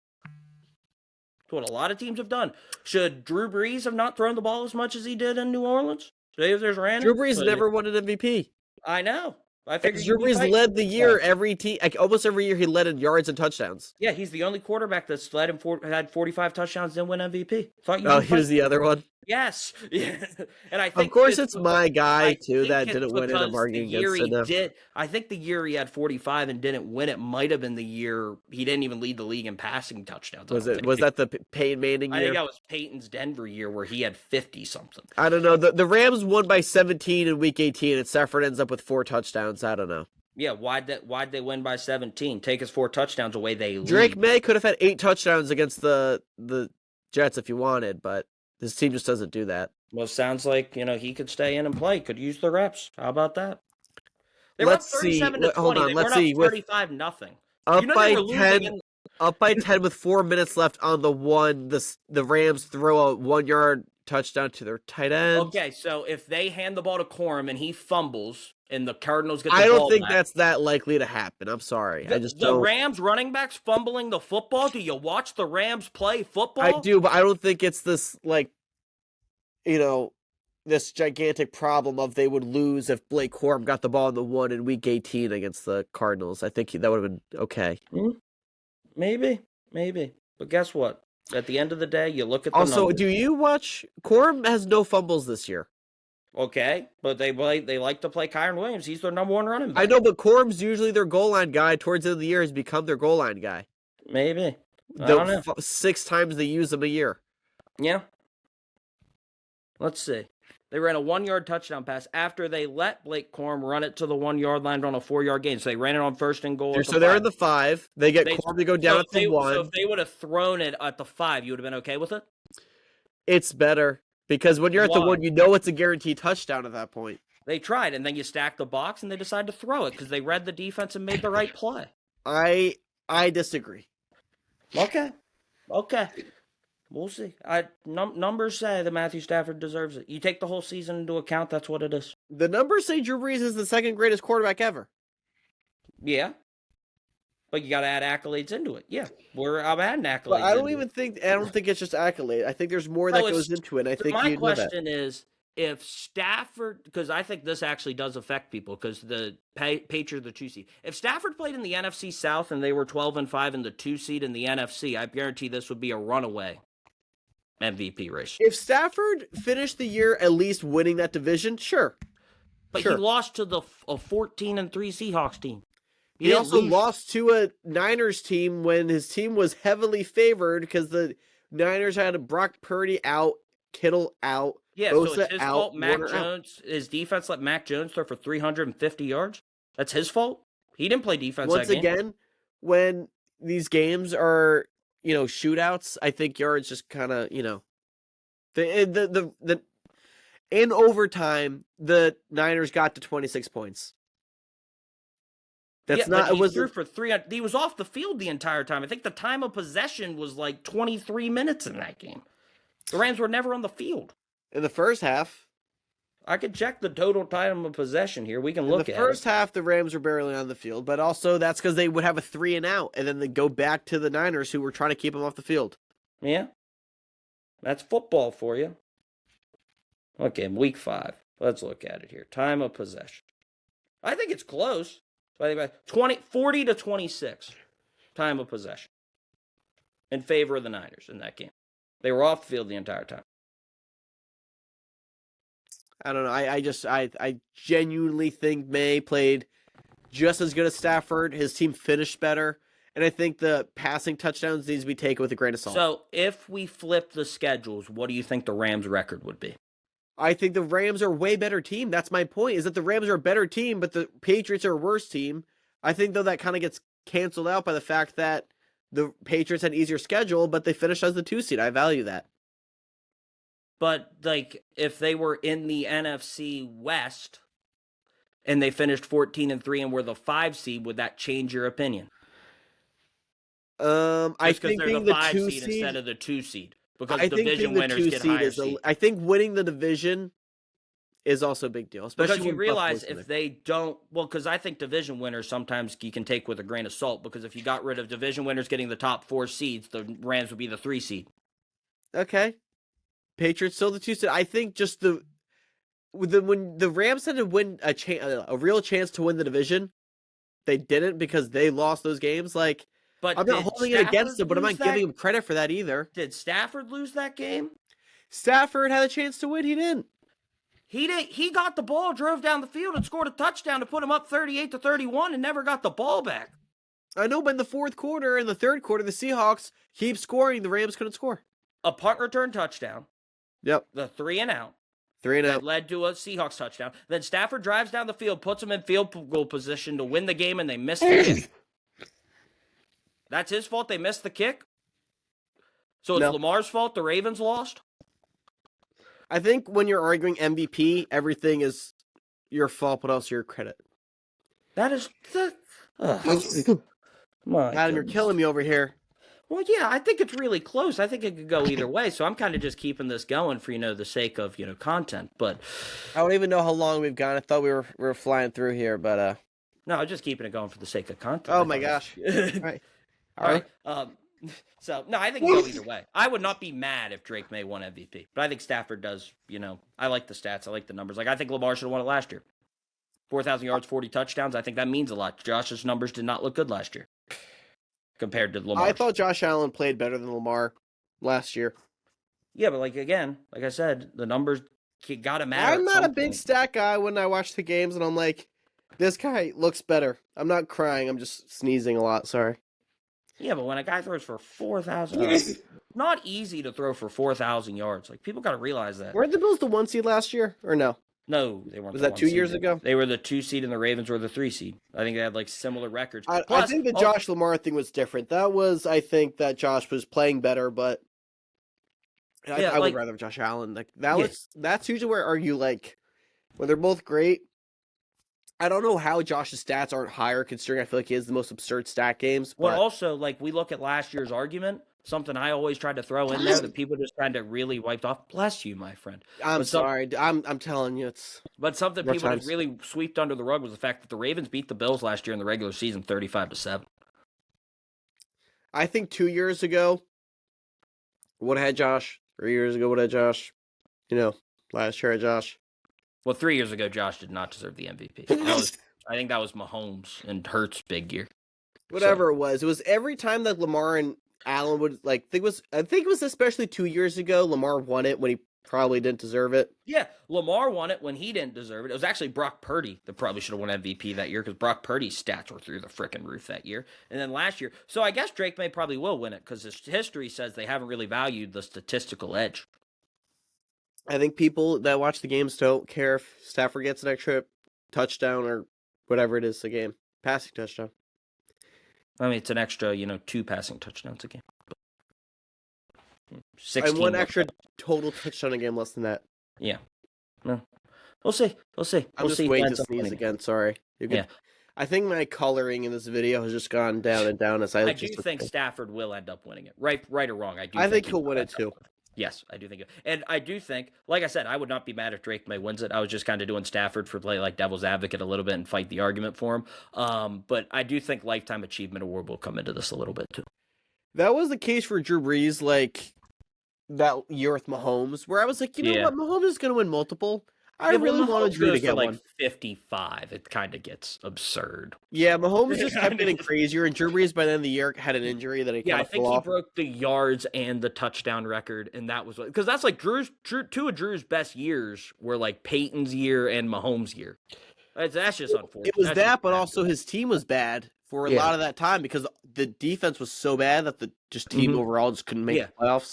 So that's where I go back and I'm like, can we sometimes retroactively give an MVP instead of giving it to someone new? That's what I'm trying to do here is with some of these where I'm just like with Josh Allen Lamar, I'm like, Josh needs to have at least one. I don't care what year you give it to.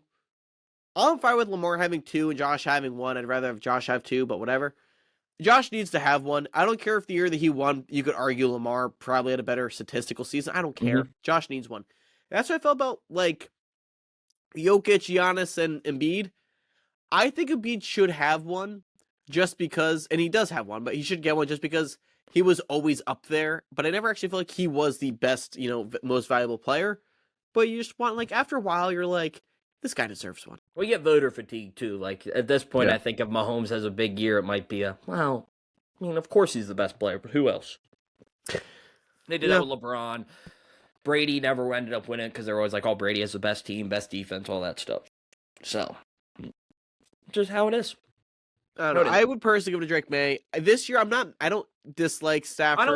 I don't think people, now Patriots and Rams fans can get mad about it. But I don't think people should get overly mad if one of these two wins it. Being like, this is ridiculous. This is a loss to football. My thing is if Drake May will probably have many more chances compared to Stafford. You'd think. You would assume, all right, so give this one to Stafford because May has more chances. But that isn't how it should work. Well, no. And I honestly think that by the end of the year, Stafford started to cool down a little bit, and I thought Drake May was playing his best. And I think it was in the middle, Stafford was just learning this fade to Devontae that was statistically just piling up at an absurd rate. Yeah, but May had some easy defenses to play at the end of the year. That did help as well. Did get some of them tomato can defenses. I mean, Rodgers tore up that Ravens secondary too. So yeah, without DK Metcalf. Yeah. So I'm sorry, I'm not banging any Steelers talk. The Steelers, I don't think I will ever buy into anything they do with any validity because I just don't understand them. Yeah, but there's that. Of course, the Jets. I mean, Mitch Trubisky threw for 4 touchdowns against the Jets this week. Yeah, I honestly did not everyone even cares watch any of the meaningless games this week. I only watched games where like they were starting their starters, and then Ravens Steelers I thought was like gonna be over, and then I was like, oh, I had to retroactively go watch it. Yeah, it was a great game. All right, Chris. So now we'll get out of here. Pain and panic of the week. We didn't do this, but we're gonna do it a little differently. So we're gonna have a pain of 2025 and a panic for 2026. Okay. Well, because we didn't do like a big end of year episode with like right at the end to do this. So I would say there's a few pains of 2025. I would say, well, is it only football or anything? It can be anything. It can be anything. Baseball, basketball, whatever you want. I would say Blue Jays was pain of 2025, Adam. Oh my god, that cannot be your actual of just all the of ending, 2025. Just of the all ending of 2025. Adam, that game would have killed me. Well, yes, it did. But Adam, of all I'm of not 2025, joking. If I were a Mets, like if the Mets made it and had that loss in Game 7 to any team, especially a team I hated like the Dodgers, obviously the Mets, Dodgers, whatever, I just do not think I would have recovered. Yeah, but of all of 2025, that's the worst thing that's happened. If I were a fan of this team, if I could pick one thing that I would not want to have happen to my team, it would have been that. It would have been the game was so close to ending. The most irrelevant player on the other team in the 9th inning gets a home run to tie it. I mean, I can think of other ones. I mean, yeah. How do you think Pacers fans feel right now? Adam, I would have rather had the Pacers because they overachieved such an absurd amount. And 1 game away from the finals, your best player tears his Achilles, which makes you one of the worst teams in the NBA now. Yeah, but now they can get a good pick, and Tyrese is going to come back. Yeah, but, like, you look like the Blue Jays stacking up to potentially get back. So, like, there's a lot worse pains. Like, I have the easy answer here coming up. But baseball's so hard to get back there. The Mets having a historic collapse. Like, of all of 2012, I at least got I would have rather had the Mets. Obviously, you want your team to make the World Series. Like, I at the least pain got some I felt after the Mets playoff miss is nothing to what I would have felt in that one Game moment. 7. But I also had euphoric moments. Okay, Game 7 of that game was my pain of the week or so pain of the year. One. I'm sorry. Just one. Okay, well, the easy answer is Penn State football. The easiest answer of all. It's you know why? Because how'd the year start for Penn State? They were preseason number 2. No, Drew Aller throwing an interception in the Orange Bowl to lose was the first game of 2025 for Penn State. Oh, right. That was 2025. This is the whole year. This is the whole year. Yeah, that's why I said that. Of all of it, you're going one day in November. I said, let's encapsulate all of it. Then Penn State becomes the preseason number 2 team in the country, and they finish 6-6. And now they have a new coach, and they've completely reset. Like, that's an easy answer. True. I just never think of college. I think of basketball, and I think of football. Football, you could say the Chiefs. I'm not actually going to put the Chiefs as the panic, but my pain, I would think, the Chiefs had that bad loss, and then they missed the playoffs this year.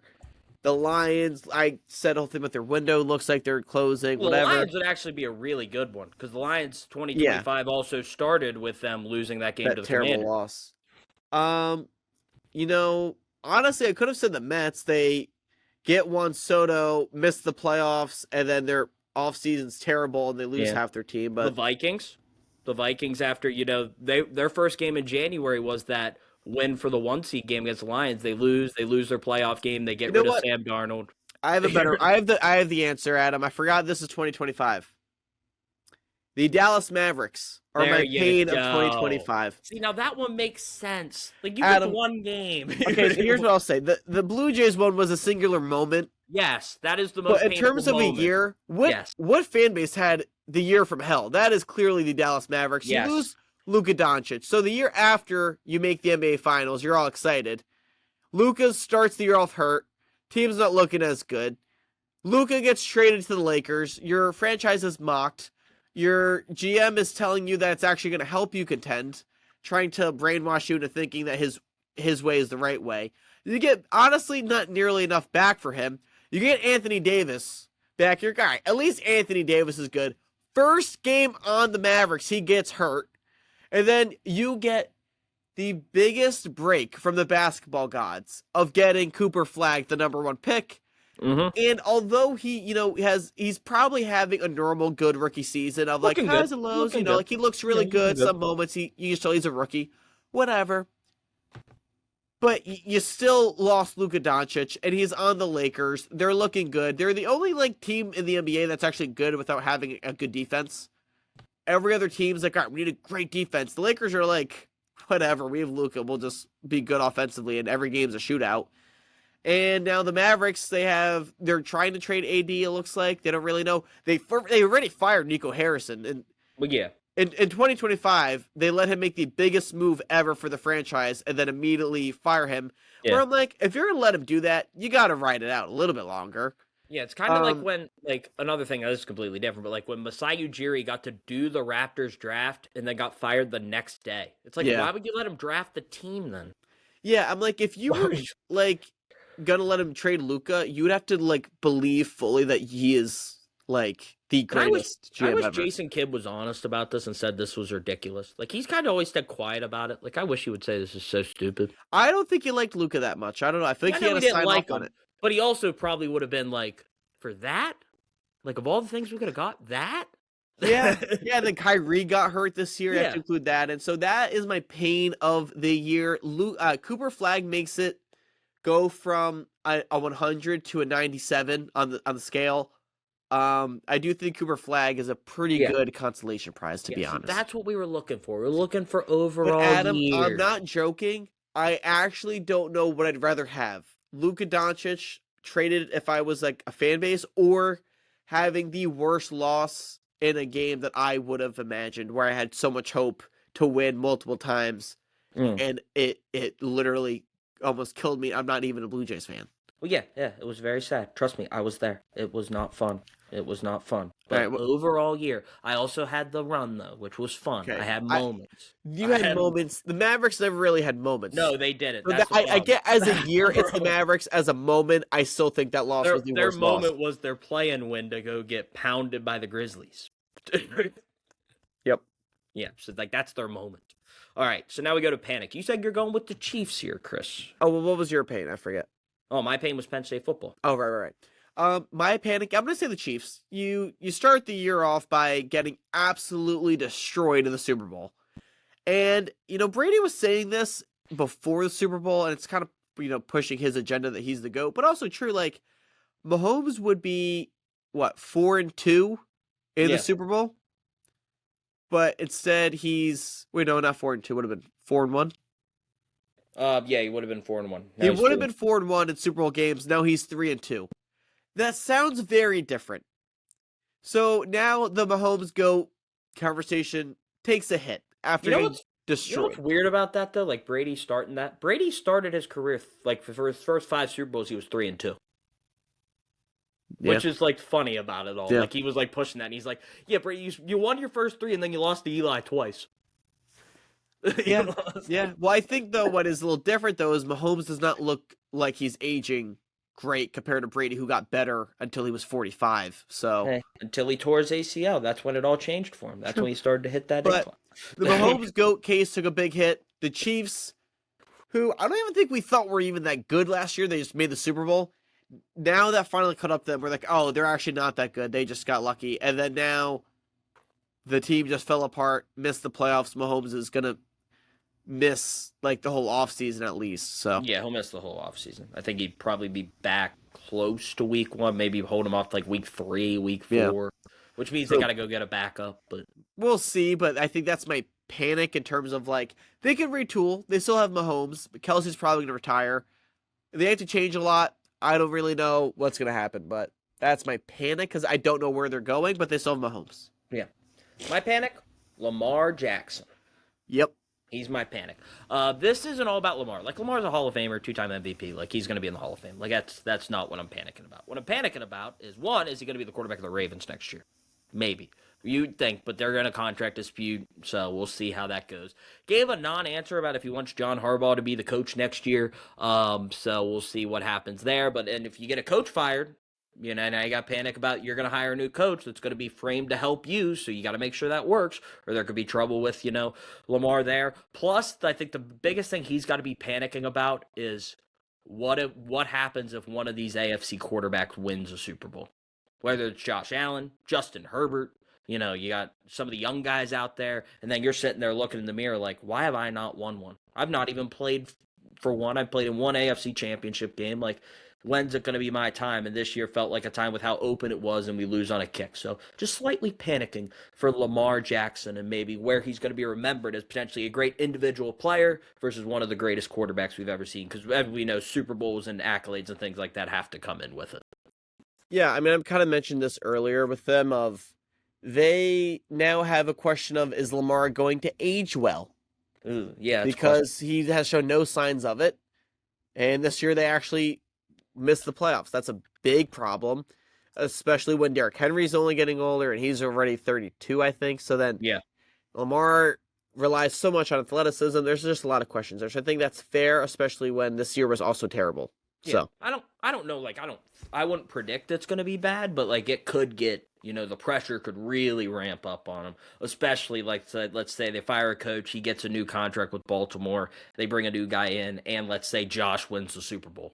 Then that pressure goes to 11 where it's like, well, it's your turn now. Like, where are you at?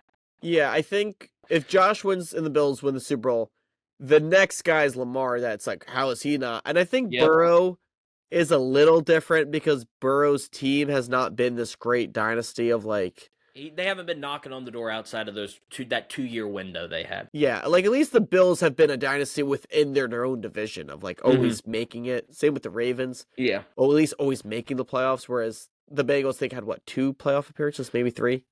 They had 2 appearances, I think. Yep, 21 when they went, and then 22 they lost to the Chiefs in the AFC Championship. Like, that's their 2 runs. So, like, they haven't been like the Bills and Ravens where they didn't get there in 23? I don't think so. No, because Joe got hurt, I think, that year. Yeah. So, like, they haven't been... Yeah, because that's the year Trubisky and Rudolph took the team to Buffalo and lost. Yeah, and then going into this weekend, we're going to do an episode on Thursday night, post it Friday, so it's really a Friday episode. It's going to be previewing the NFL playoffs. We'll say that. How do you feel about the Saturday, Sunday, Monday scheduling real quick? Because I have some thoughts. Well, I'm ticked because I work Sunday at 2, and that's when the Jags play. So personally, I hate it. I understand the way they did it. Like, they don't want those Steelers to have a short week after playing Sunday night, so they give them the Monday night spot. I think that was already kind of locked in that the AFC North champ would get that. They didn't want to give the Panthers and the Panthers an extra day of rest. So they made them play Saturday, which is a full week off, which I said is unfair because then the Rams have to get a short rest, I guess, by a day. So I'm like, just give them an extra day, give the Rams a full week. But that's how they did it. I mean, they're all nationally televised. Of course, like I said, personally, I would have liked the Jags to be a different time slot than 1 p.m. on Sunday. But don't mind it. The 4:25 game on Sunday makes sense, of course. Bears night game was interesting. But yeah, another Bears-Packers game at night. It's kind of brutal. On Saturday. Exclusively Saturday nights in Chicago for those 2. I know. I just am not a fan of Monday. They've been doing that now. That's their way to get another day. I know. It just bothers me because I feel like every time there's a Monday game, it's like, oh, short rest. Because, like, what about next week if they can't play on Saturday, But then what if the other team played on Saturday, then they get extra rest? It's just too much. I think we just keep it Saturday, Sunday. Yeah, I wouldn't disagree with that. And maybe, heck, in this world, maybe the Jags get bumped to Saturday, and I would have been really happy. Yeah, well, it's never going to happen because that means less primetime night games. And it's an ESPN spot, so... Yeah, I know they have to. I just think it's kind of annoying. Oh, yeah. No, I don't disagree with you there. It used to also, be nice... like, it's probably, I don't know. I do like the Texans' defense, but, like, it's not that fun of a game. Texans... Steelers Monday night. Yeah. Like, I thought it corresponded with Martin Luther King Day, but I guess it doesn't. I don't know. I thought that was the whole plan, was like it'd go with MLK Day because everyone's off anyway, but it actually doesn't. Granted, if it was MLK Day, I'd say play at like 5 o'clock. But... Yeah. So, I mean, they're going to do it now, so I've kind of just accepted it. This is, I think, their 3rd year doing the Monday night wildcard game. The first one I remember off the top of my head was the Eagles-Bucks game, the year the Eagles had the supernatural funk and just completely fell apart 2 years ago before they went to the Super Bowl. That's like the first one I truly remember because I watched it with Mac, and he was not happy. It's honestly kind of funny, but... Well, we could get out of here mostly because I'm really tired and I need to take some NyQuil. I got to work in the morning too. All right, so like Chris said, we're gonna be recording probably on Thursday, post Friday, for our playoff preview. Of course, it's gonna be a lot of fun. Segment we're probably gonna do most to gain, most to lose this playoffs. See what players, maybe teams have the most to gain and most to lose. So that'll be a lot of fun to look forward to. And then, of course, give our official bracket predictions and who we think is gonna win the Super Bowl. Chris, your Super Bowl matchup's still alive. It is. Bills, Eagles. Mine's not. Well, and also my conference picks were Broncos, Bills, which is good. And then Eagles, Niners. I had Eagles, Niners. Which can happen because they play in the first round. But yes, but I feel like that both of those teams made the playoffs. Yeah, all four of your teams made. I only had one team make the playoffs. Yeah. So I had the Eagles. That was it. I had the Bucks, Bengals, which I'm going to give myself a slight pass on the Bengals. Joe Burrow. I'm not. No. How was I supposed to know Joe Burrow got hurt? Even when he was back, they were great. He came back and they were 4-9 and they had to win out. And they did nothing. Well, they did nothing. Good, yeah, but that was actually a little by design at the end. Like, let's lose. Let's pretend we're trying to win, but we're really not, so we can get a better draft pick. So maybe they can get an offensive lineman so Joe Burrow doesn't get hurt every year. Yeah, so, and then, of course, the Chiefs. So, how about that? But both my AFC quarterbacks got hurt. No, the Chiefs were out by the time Mahomes got hurt, but that's just how it is, so. Yeah, but we'll do updated picks there as well. So it'll be a super fun, playoff season's finally here. Basketball season knocking on the door, Chris. All-star selections coming up. Which it's weird now. How are they doing it? Adam, the all-star selections, I used to at least care about who got picked. Not even the game, but who got picked. Now the game is so stupid, I don't care who gets picked. Well, it's going to be interesting because it's U.S. versus the world this year. So the guys are at least going to care, but I'm wondering how they're going to pick the team. They're not going to care. I'm telling you, they don't care. I'll tell you now, Giannis, SGA, Jokic, and those guys at Wemby, they're going to go to try to embarrass the U.S. guys. And I think the U.S. is okay with that. Well, yeah, but that's at least you're going to get to see how much better those guys are than the rest of the United States. Luka, too. Yeah, like those guys are going to come into a bear. Who's Embiid playing for? I don't know, but I don't think he's going to make it anyways. So. No, he's probably not. But that's what I said. Like, I don't know, the selection process. Like, me neither. Me neither. So it's going to be interesting to see how they decide to do that. But NBA season, chugging along. Just keep on moving. JJ Redick wants to kill every member of the Lakers team sometimes, it feels like. Yeah, well, speaking of which, I'm going to go die and go to sleep and take some NyQuil. Get some NyQuil, go to bed, feel better. It's very, very important. Got to stay healthy. So I feel like this is my third flu game, like MJ flu game this year. I feel like I'm just sick a lot, man. You got to stay inside, dude. Stay inside. Right. Stop doing snow angels. Come on now. So tempting. I know. They are tempting. It's a tough thing. So, for my partner, Chris Reynolds, let's hope he feels better and he can rejoin us on Friday. I'm Adam Sheets. Thank you for listening. We'll see you next time.